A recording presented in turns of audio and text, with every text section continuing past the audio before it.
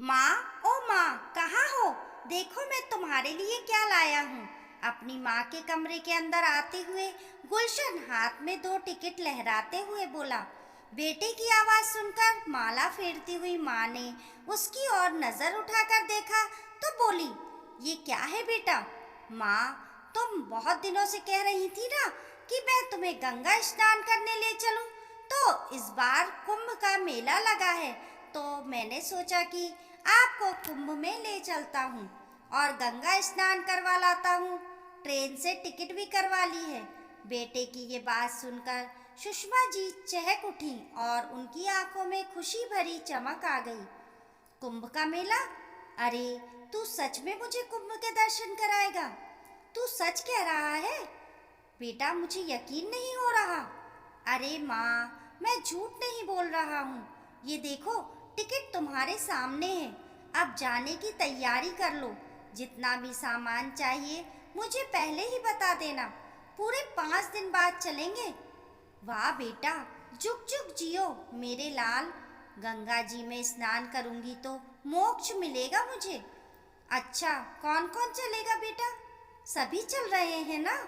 सुषमा जी ने मुस्कुराते हुए पूछा। तो गुलशन बोला, अरे नहीं माँ, सबने जाकर क्या करना है? मालूम है कुंभ पर कितनी भीड़ रहती है।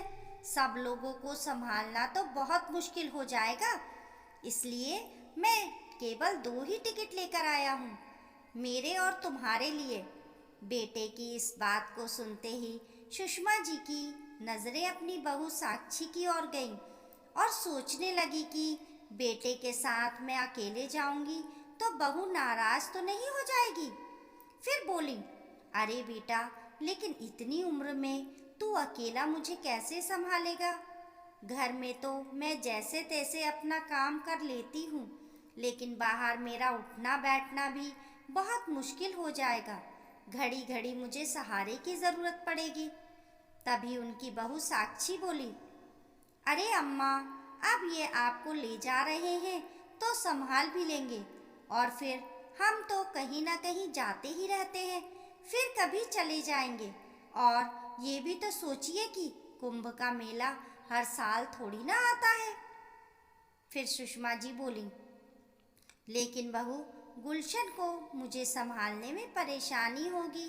तो उनकी ये बात सुनकर उनका बेटा हंस पड़ा और बोला, माँ, अब तुम्हें अपने बेटे पर विश्वास भी नहीं है? अरे, जैसा आप मेरे बचपन में ध्यान रखती थी, वैसे ही मैं भी आपका ध्यान रखूंगा। आपका हाथ मैं कभी नहीं छोड़ूंगा। खूब अच्छे से आपको मेला दिखाऊंगा। बेटे की बात पर सब लोग हंसने लगे और सुषमा जी प्रसन्न हो गईं। उनकी बहुत समय से चली आ रही इच्छा पूरी होने जा रही थी। कितनी बार गुलशन से कह चुकी थी कि मरने से पहले एक बार मुझे कुंभ का स्नान करा दे। अगर कुंभ पर नहीं लेकर जा सकता तो ऐसे ही हरिद्वार ले चल, लेकिन एक बार गंगा स्नान करवा दे तो मेरी अंतिम इच्छा पूरी हो जाएगी। लेकिन वक्त गुजरता रहा और बात चलती रही। परंतु आज जब गुलशन ने अपने आप कहा तो उनका मन प्रसन्नता से नाच उठा। आज तो वह अपने बेटे और बहू को आशीर्वाद देते नहीं थक रही थी। प्रयागराज जाने के लिए वे दोनों ट्रेन में बैठ गए, पर सुषमा जी का तो सफ़र में बुरा हाल हो रहा था। 2 दिन और 1 रात का सफ़र था। बेटे के साथ में बार बार वॉशरूम जाती रहीं, लेकिन जैसे ही ट्रेन खिसकने लगती वह पाँव डगमगाने लगता। किसी तरह गिरती पड़ती सीट तक पहुंच पाती। अरे माँ, संभालो अपने आप को, अभी तो सफ़र शुरू ही हुआ है। आगे कैसे करोगी? हाँ बेटा, कोशिश कर रही हूँ संभालने की, पर उम्र हो गई है ना। हाथ की पकड़ भी ढीली हो चुकी है और पाँव भी डगमगा जाते हैं। बेबस होते हुए सुषमा जी बोली। तो गुलशन ने कहा, कोई बात नहीं माँ, मैं हूँ ना, मैं सब संभाल लूँगा। ये सुनकर सुषमा जी की आंखें ममता के आंसुओं से भर आईं। रात के समय ट्रेन की छुक छुक और सीटी की आवाज़ में सोने भी नहीं दिया। रह रहकर सोचती कि वैसे ही मैंने गुलशन को तंग किया, वह भी पूरी रात जागता रहा। इससे तो गंगा जल घर पर लाकर उसी से स्नान कर लेती। अब मुझे समझ आ रहा है कि क्यों गुलशन हर बार मेरी गंगा नहाने की बात को टाल देता था। खैर, भगवान का नाम जपते जपते किसी तरह सफ़र पूरा हुआ। गाड़ी रुकी तो प्लेटफॉर्म की भीड़ भाड़ को देखकर सुषमा जी हैरान रह गईं। गुलशन ने दोनों थैले अपने कंधे पर लटकाए और अपनी माँ का हाथ पकड़कर स्टेशन से बाहर ले आया। इस समय काली घटाएं छाने लगी और ठंडी ठंडी हवाएं चलने लगी। अरे बेटा, मुझे तो बहुत ठंड लग रही है। ये मौसम को भी आज ही बिगड़ना था क्या? ना जाने कब बरसने लगेगा। माँ की ये बात सुनकर गुलशन बोला, माँ, थोड़ी देर हम स्टेशन पर ही बैठते हैं, मौसम ठीक होने पर ही बाहर निकलेंगे। थोड़ी देर बाद गुलशन उठकर कहीं चला गया और जब लौटा तो उसके हाथ में चाय के 2 कुल्हड़ और गर्मा गर्म पकोड़ों की थैली थी। माँ बेटे ने वहीं बैठकर सुकून से चाय पी और पकोड़े खाए। थोड़ी ही देर में सुषमा जी को नींद आने लगी तो वहीं टेक लेकर आंखें मूंद ली। करीब 1 घंटे के बाद बारिश थम गई और सूरज निकल आया। बारिश के कारण रेलवे स्टेशन पर जो भीड़ बढ़ गई थी वह भी अब छटने लगी थी। दोनों माँ बेटा एक ऑटो रिक्शा पकड़कर कुंभ के मेले तक पहुँच गए। मेले की शुरुआत में ही रिक्शा वाले ने उन्हें उतार दिया था। करीब 1-1.5 किलोमीटर पैदल चलकर गंगा घाट तक पहुँचे तो गिरते पड़ते बड़ी मुश्किल से उन्हें एक डेरे में जगह मिल गई।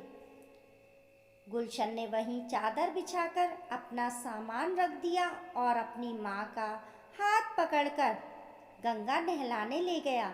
सुषमा जी ने अपने जीवन भर में इतनी भीड़ कभी नहीं देखी थी। कहीं लाउड स्पीकर का शोर मच रहा था तो कहीं भजन चल रहे थे, कहीं गंगा मैया की जय जयकार करते लोग घूम रहे थे तो कहीं साधु संतों के प्रवचन। आगे बढ़े तो झूले वाले, खिलौने वाले, पूरी कचौरी और मिठाई की दुकान, धार्मिक किताबें और तस्वीरों की दुकान। हर जाति और धर्म के लोगों को देखकर वह हैरान थी। उन्हें ऐसा लग रहा था कि जैसे वह किसी दूसरी ही दुनिया में पहुंच गई हैं। ये सब देखते हुए वह अपने बेटे गुलशन का हाथ कस के थामे हुए थी। रास्ता बनाते बनाते गुलशन उन्हें किनारे तक लेकर आया, परंतु यहाँ भी भीड़ ही भीड़ थी। गुलशन ने हाथ पकड़कर अपनी माँ को गंगा में स्नान करवाया और फिर खुद स्नान किया। गंगा में फूल और प्रसाद चढ़ाया तो ना जाने कब से मन में बसी सुषमा जी की अभिलाषा पूरी हुई। खुशी के मारे उनके आंसू ही निकल आए। हाथ जोड़कर प्रार्थना की कि गंगा मैया, मेरे गुलशन बेटा जैसा बेटा हर माँ को देना। आज उसी के कारण तो मैं आपके दर्शन कर पाई हूँ। ऐसा कहते हुए सुषमा जी ने थोड़ा गंगा जल एक बोतल में भर लिया और जाते समय गंगा मैया को प्रणाम किया कि पता नहीं दोबारा गंगा मैया के दर्शन कर भी पाऊंगी या नहीं। गुलशन ने अपनी माँ को मेला घुमाया और खूब खिलाया पिलाया। फिर सुषमा जी बोली, बस बेटा, अब मैं बहुत थक चुकी हूँ, अब और चला नहीं जाता। तो गुलशन माँ के कहते पर उन्हें डेरे पर वापस ले आया। चलो माँ, अब तुम यहीं आराम करो, मैं घूमकर आता हूँ। ऐसा कहते हुए गुलशन ने अपने पास अपनी जेब में से कुछ रुपए निकाले और अपनी माँ के हाथ में थमा दिए। अरे बेटा, मैं रुपयों का क्या करूँगी?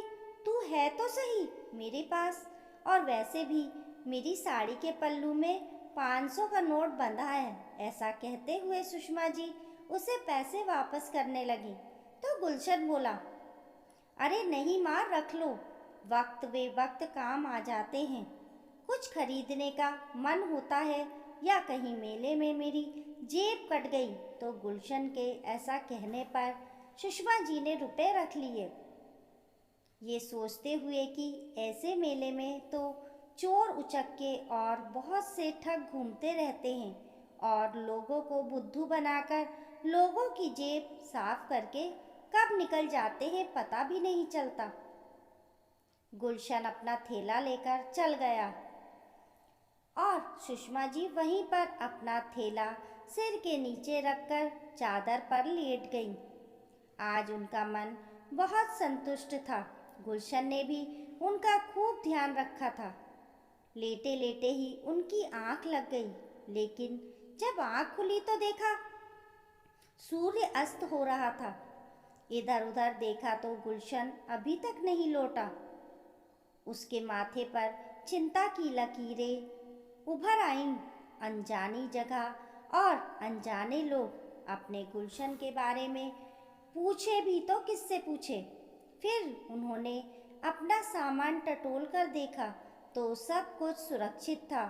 अपनी साड़ी के पल्लू में बंधे भी रुपए भी सुरक्षित देखे तो डेरे से बाहर जाकर इधर उधर अपने बेटे को ढूंढने लगी। तभी सामने देखा तो हैरान रह गई। आदमियों का एक झुंड तेजी से भागता हुआ आ रहा था। इससे पहले कि वह कुछ समझ पाती, जोर जोर से चीख पुकार मचने लगी। फिर पता लगा कि मेले में एक हाथी ने ऊधम मचा दिया है, जिस कारण सारी तरफ भगदड़ मच गई है और भगदड़ में गिरकर कुचलने से बहुत से लोग मारे गए हैं। ये बात सुनकर सुषमा जी को तो जैसे काटो तो खून नहीं, उनका कलेजा मुंह को आ रहा था कि कहीं उनका गुलशन तो इस भीड़ में। नहीं नहीं, ऐसा नहीं हो सकता। ऐसा कहते हुए सुषमा जी ने एक यात्री से जाकर पूछने लगी, भैया ये किस समय की बात है। फिर उसने बताया, माँ जी करीब 4 बजे की बात है, जब साधु हाथियों पर बैठकर स्नान करने जा रहे थे तो उनमें से एक हाथी बिगड़ गया, जिस कारण यह कांड हो गया। जितने भी लोग जख्मी हुए हैं उन्हें अस्पताल पहुंचाया जा रहा है और जो लोग मर गए हैं उन्हें सरकारी गाड़ी से उठाया जा रहा है। क्या आपका भी कोई लापता है?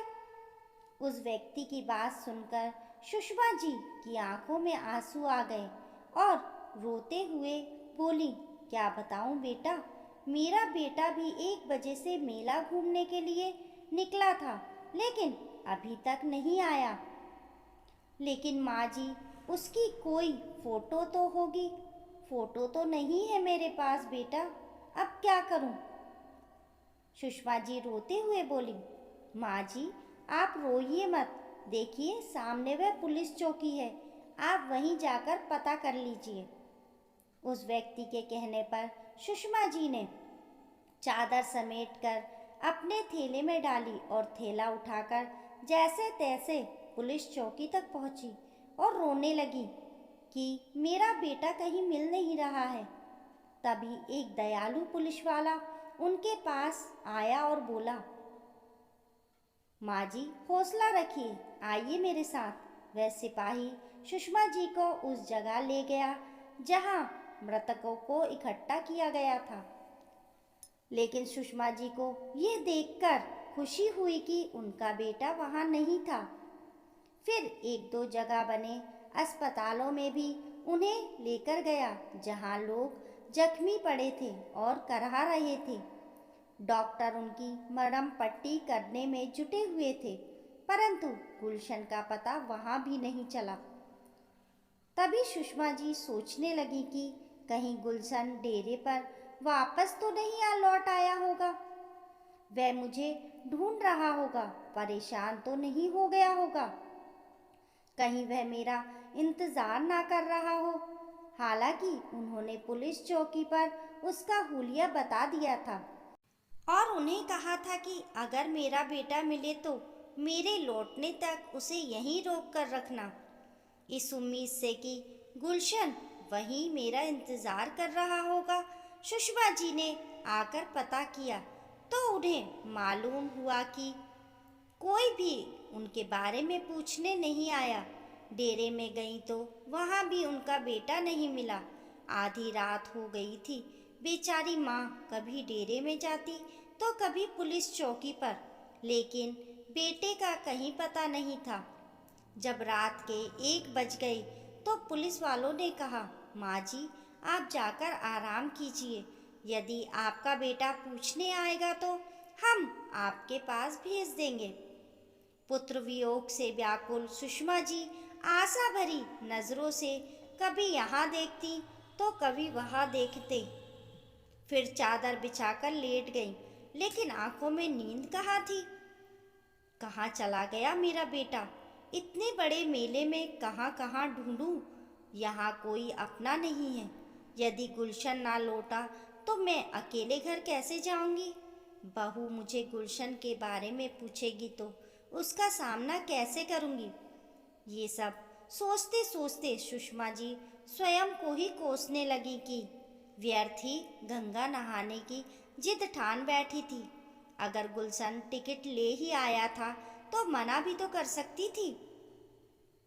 टिकट तो वापस भी हो सकते थे ना। इतनी बड़ी मुसीबत तो सर पर ना पड़ती। अब कहाँ ढूंढूं मैं अपने बेटे को? फिर सुषमा जी को ख्याल आने लगा कि कहीं गुलशन को कोई ठग बहला फुसलाकर तो नहीं ले गया। कितना सीधा है मेरा बेटा, बहुत जल्दी किसी की भी बातों में आ जाता है।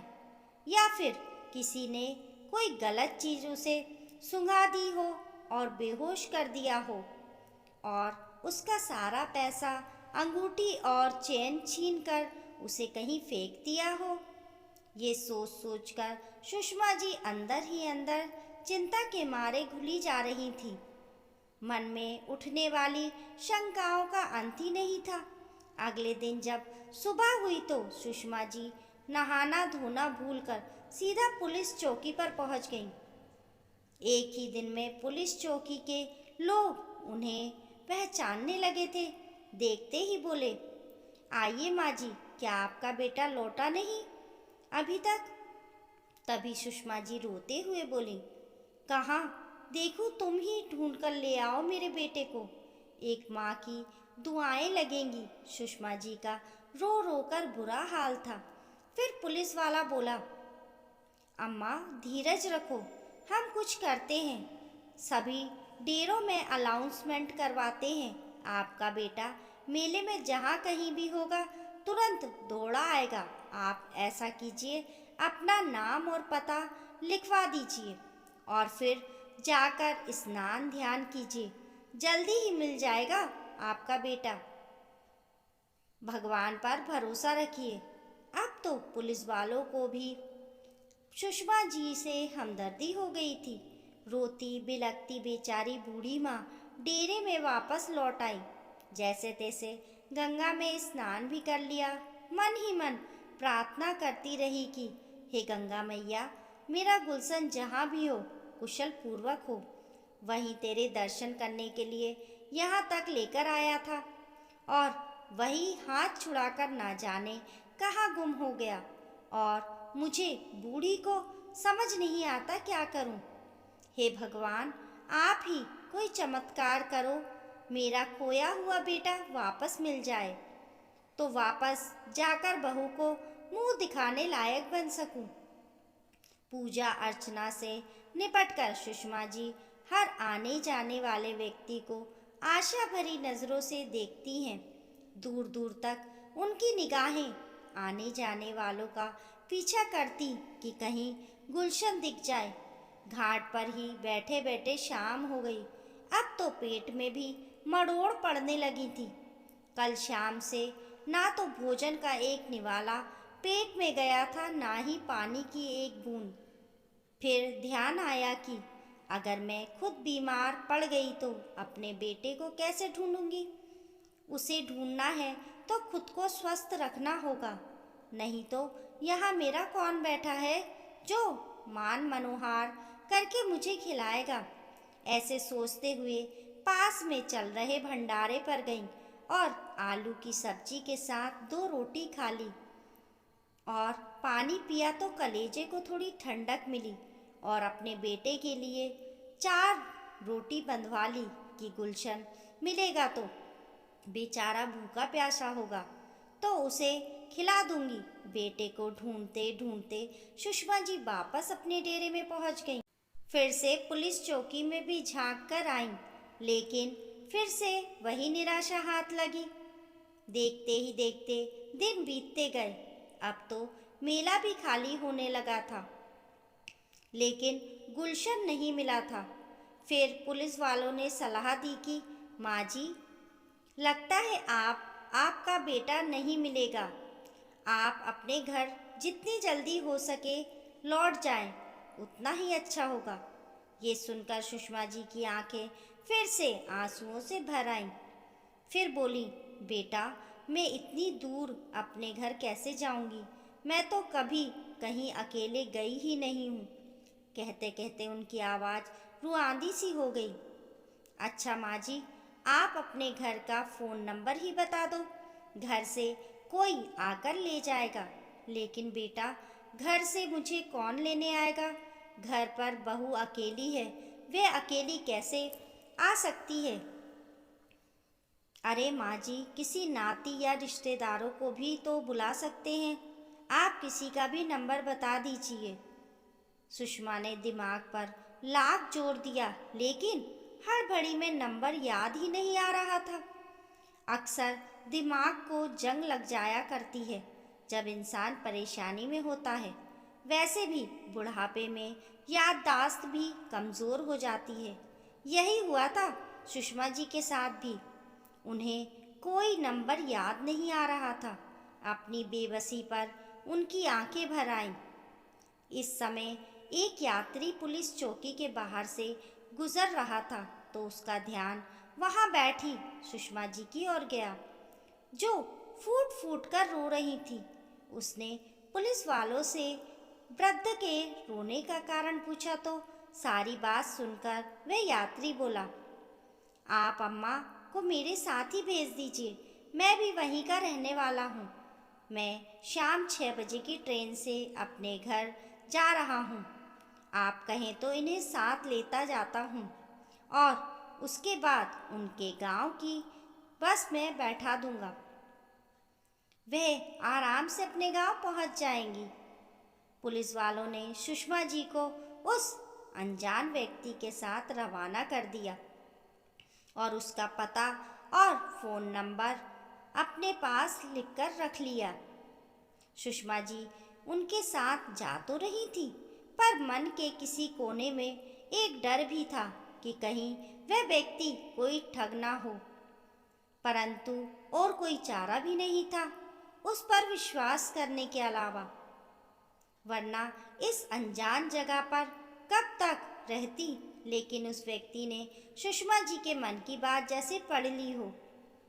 वह बोला, अम्मा जी, आप चिंता मत कीजिए, मैं आपके गांव के पास के गांव में रहता हूँ, भरोसा रखिए मुझ पर। यदि आप कहेंगे तो आपके घर तक भी छोड़ दूंगा।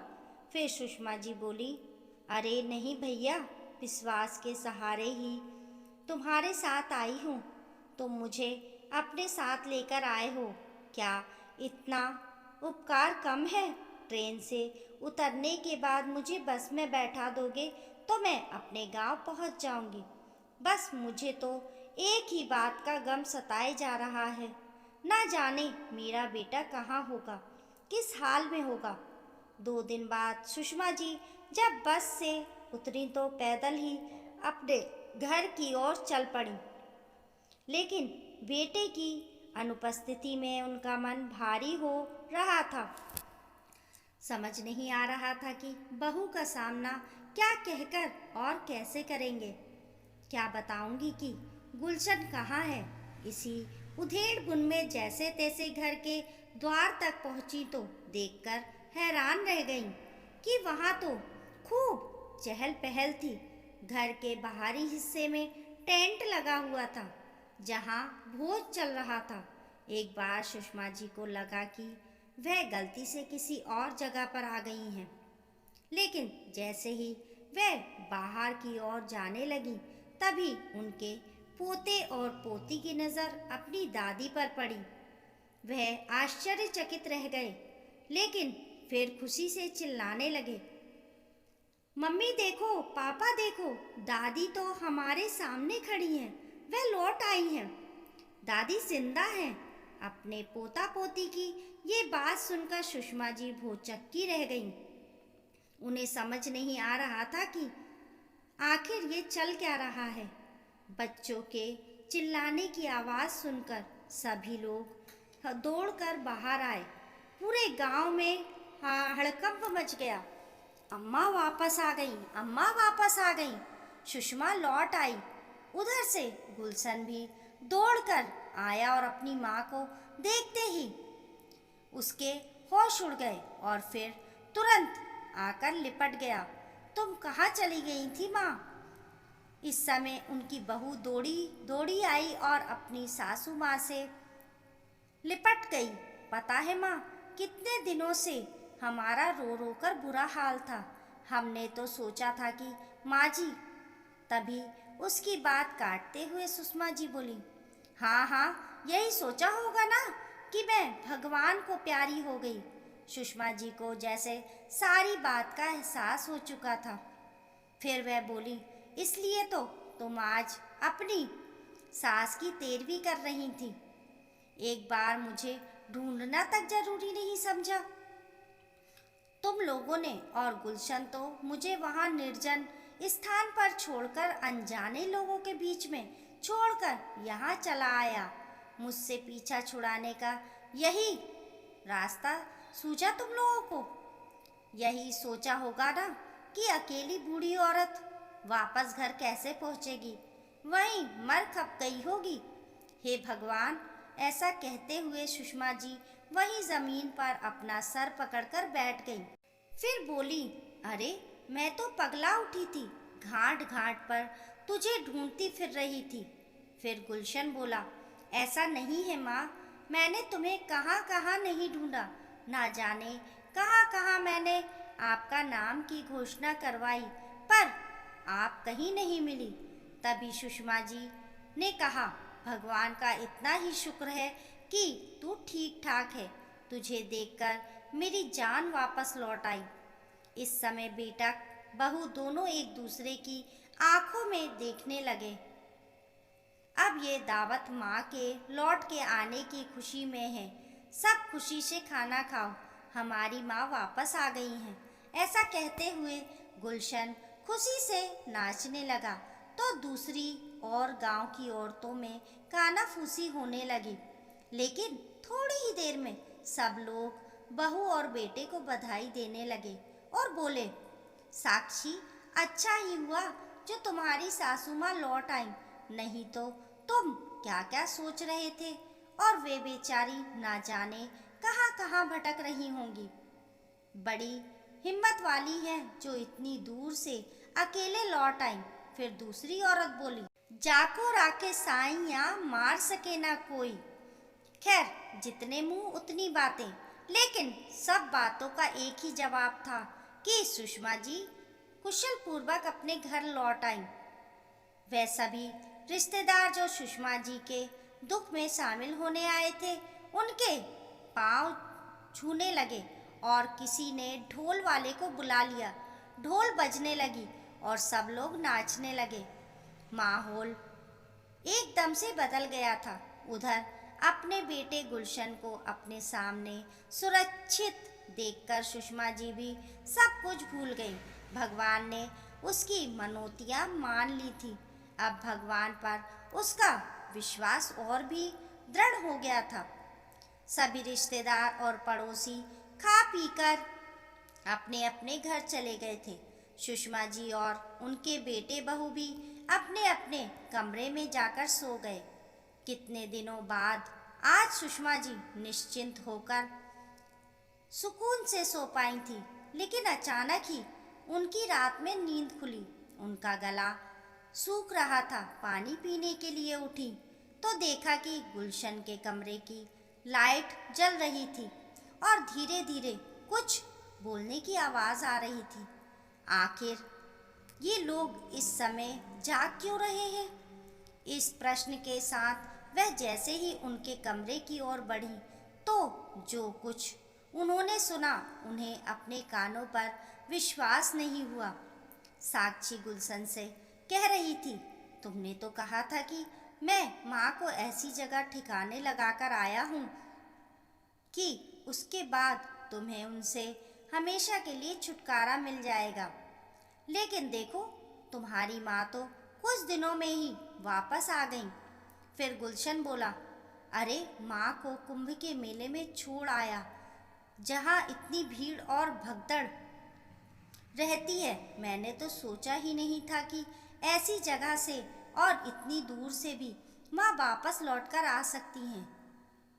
लेकिन साक्षी, जो हुआ अच्छा ही हुआ, क्योंकि जब से मैं माँ को छोड़कर आया था मेरी आत्मा मुझे धिक्कार रही थी कि मैंने अपनी माँ को त्यागने का या उन्हें मारने का बहुत बड़ा पाप किया है।